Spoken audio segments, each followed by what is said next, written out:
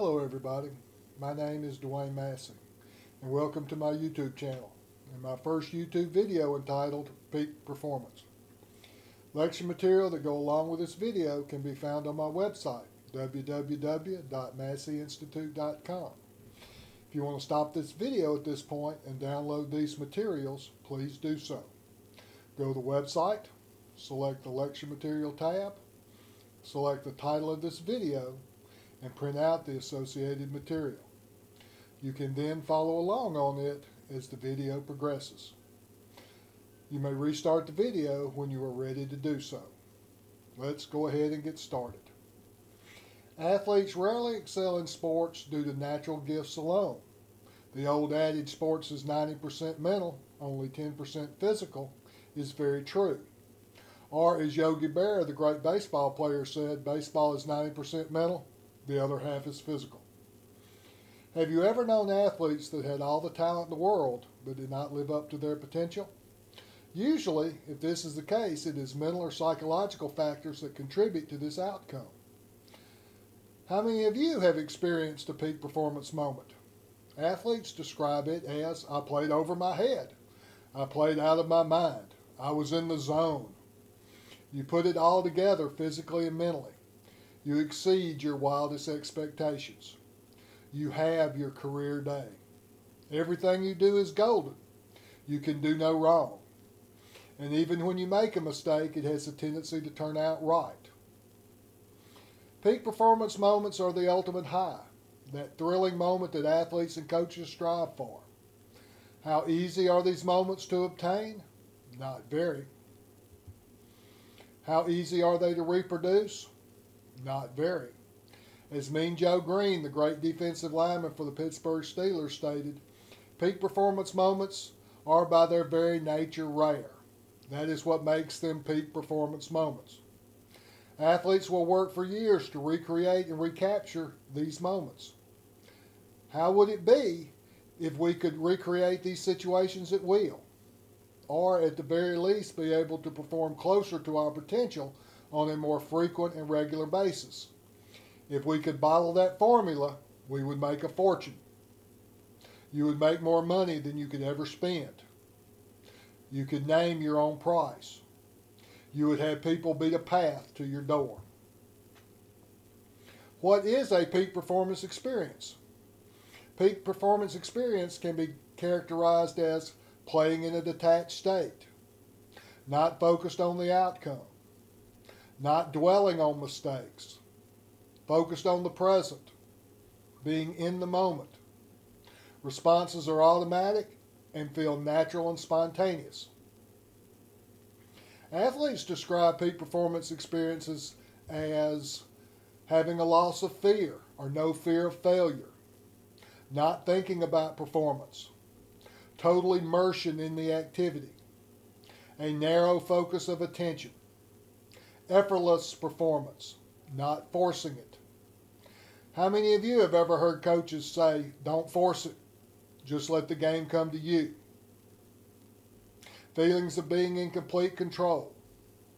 There is often some type of time-space distortion in which time usually slows down.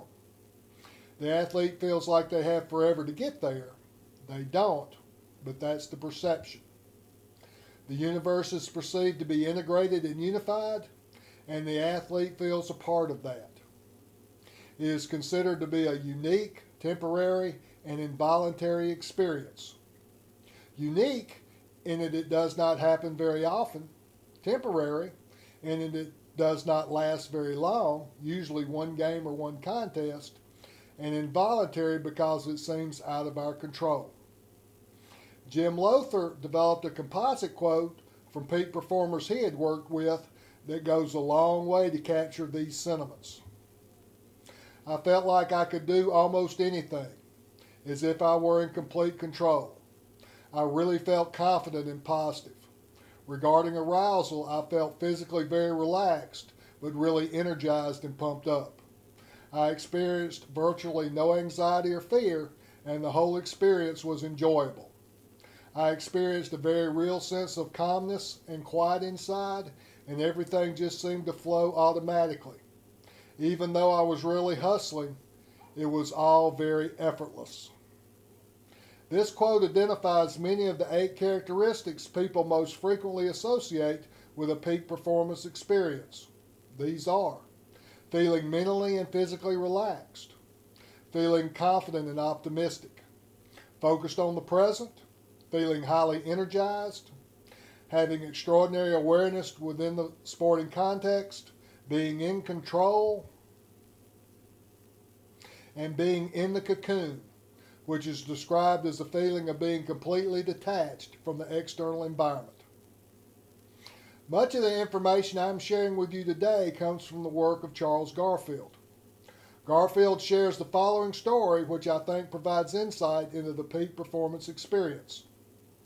While attending a conference in Milan, Italy, Dr. Garfield became friendly with a group of Soviet sports psychologists who worked with the Soviet national team.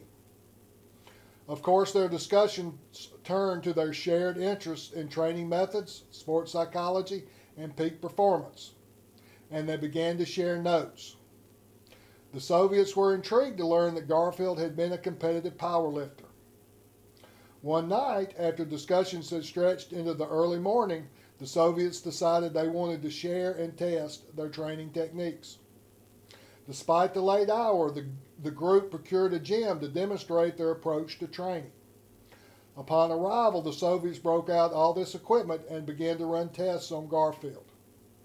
When the Soviets were satisfied with their measurements, they asked Garfield what he thought was the heaviest weight he could bench press at the present moment.